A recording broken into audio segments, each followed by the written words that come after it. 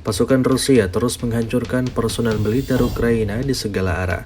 Terbukti dalam sebuah rekaman yang ramai beredar di media sosial Telegram pada Selasa 25 Juni 2024. Dalam rekaman tersebut memperlihatkan detik-detik unit serangan lintas udara Rusia melumpuhkan musuhnya di wilayah Rostovka.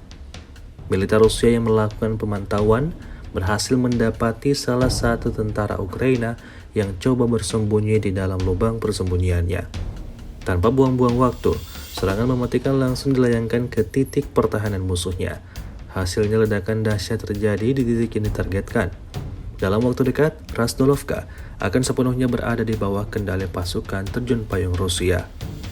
Hingga video ini beredar, beragam komentar dituliskan warganet.